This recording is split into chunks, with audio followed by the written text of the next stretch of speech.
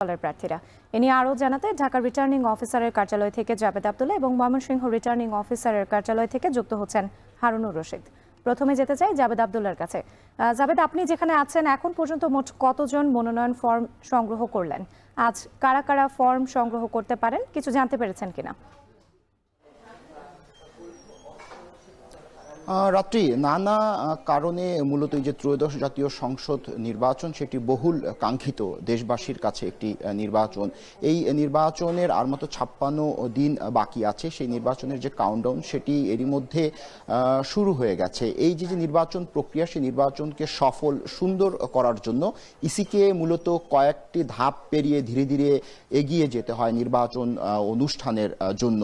তো এই যে আমরা এখন আছি রিটার্নিং কার্যালয়ে আমরা সকাল থেকে এসে দেখেছি যে এখন পর্যন্ত 17 জন বিভিন্ন রাজনৈতিক দলের প্রার্থী তারা মূলত এইখানে এসে মনোনয়ন পত্র উত্তোলন করেছেন। আজ মোট 3 জন মনোনয়ন পত্র উত্তোলন করেছেন। ঢাকা 14 আসনে সানজিদ ইসলাম তুলির পক্ষে মনোনয়ন পত্র উত্তোলন করেছেন তার ভাই রিমন ইসলাম এবং মুফতি আনসারি নামে এক প্রার্থী যিনি ইসলামী আন্দোলন বাংলাদেশের মনোনীত ঢাকা 17 আসনের প্রার্থী, তিনিও এখানে এসে মনোনয়ন উত্তোলন করেছে। একটু জানিয়ে রাখি যে ঢাকা কেন্দ্রিক 20টি আসন রয়েছে। এই 20টি আসন মূলত এই যে রিটার্নিং অফিসারের যে কার্যালয় সেই কার্যালয়ের অধীনেই রয়েছে। মূলত এই 20টি আসনেরই নানা দলের নানা প্রার্থী মূলত এখানে এসে মনোনয়নপত্র উত্তোলন করছেন। আমরা প্রার্থীদের সঙ্গে কথা বলেছি। প্রার্থীরা আমাদের যে বিষয়টা জানিয়েছেন যে এরই মধ্যে দুটি অনাকাঙ্ক্ষিত ঘটনা ঘটে গেল, একটি রুমির ঘটনা আরেকটি হাদির ঘটনা, শরীফ ওসমান বিন হাদি। সেই ঘটনায় তাদের মধ্যে উদ্বেগ আছে, উৎকণ্ঠা আছে, কিন্তু নির্বাচন সুন্দর হবে বলে কিন্তু তারা আশা প্রকাশ করছেন। এছাড়া অন্য আর এক প্রার্থী যিনি সানজিদ ইসলাম তুলির বড় ভাই রিমন ইসলাম, তিনি জানিয়েছে যে নির্বাচনের যে পরিবেশ সেটি এখন পর্যন্ত সুষ্ঠু রয়েছে। আমাদের কাছে কিছুটা তথ্য আছে যে 2টার পর নাগাদ বিএনপি 16 আসনে মনোনীত প্রার্থী আমিনুল ইসলাম, যিনি একজন ক্রীড়াবিদ, তিনি মনোনয়নপত্র উত্তোলন করতে আসবেন এবং একই সঙ্গে জামায়াতের প্রতিনিধি আসার কথা বেলা 3টার পর নাগাদ। আপনি জানেন যে এই যে ত্রয়োদশ জাতীয় সংসদ নির্বাচন সেটি আসলে নানা কারণে কিন্তু গুরুত্ব বহন করে। এবারের যে নির্বাচন সেই নির্বাচনে এখন পর্যন্ত 12,76,00,000-এরও বেশি ভোটার কিন্তু রয়েছে। সেই ভোটারদের ভোটাধিকার নিশ্চিতকরণে কিন্তু প্রাণপণ চেষ্টা এবং প্রয়াস আছে নির্বাচন কমিশনের। তো আমরা এখন আছি এই রিটার্নিং কার্যালয়ে। এই পরবর্তী সংবাদে আমরা আরো তথ্য রাত্রি আপনার মাধ্যমে দেশবাসীকে জানাবো। রাত্রি ঢাকার খবর শুনছিলাম, এবার একটু যেতে চাই ময়মনসিংহে হারুনের কাছে। হারুন, এখন পর্যন্ত ময়মনসিংহে কতজন মনোনয়ন ফর্ম সংগ্রহ করলেন, কি তথ্য রয়েছে আপনার কাছে?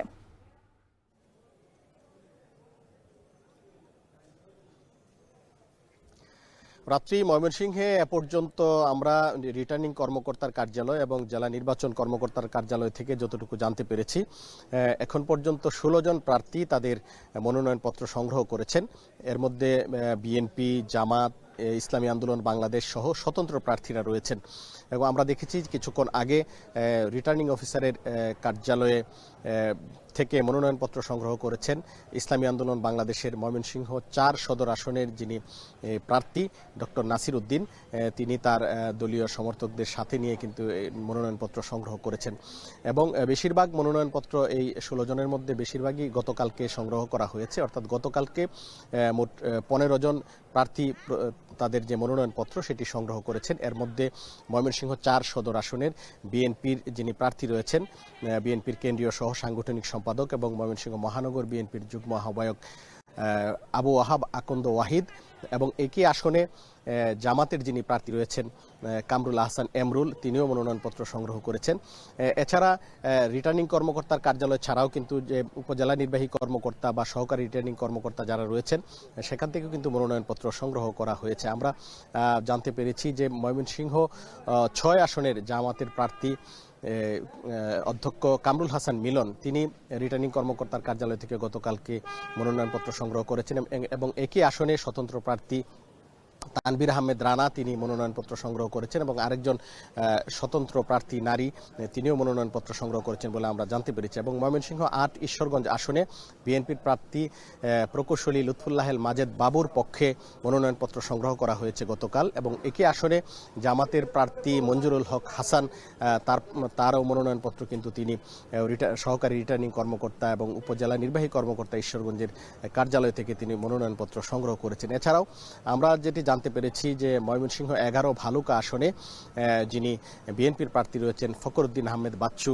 তিনি মনোনয়নপত্র সংগ্রহ করেছেন এবং একই আসনে জামাতের যিনি প্রার্থী রয়েছেন তিনিও মনোনয়নপত্র সংগ্রহ করেছেন। এবং প্রার্থীরা যেটি বলছেন যে আসলে এই সংগ্রহের কার্যক্রম, মনোনয়নপত্র সংগ্রহের মধ্য দিয়ে কিন্তু তারা নির্বাচনের যে আনুষ্ঠানিক কার্যক্রম সেই আনুষ্ঠানিক কার্যক্রমে প্রবেশ করেছেন এবং তারা চাচ্ছেন যেন একটি উৎসবমুখর পরিবেশে নির্বাচন হয়, এটি কিন্তু তারা প্রশাসনের কাছে চাচ্ছেন। তো এই ছিল আমার কাছে ময়মনসিংহ থেকে সর্বশেষ।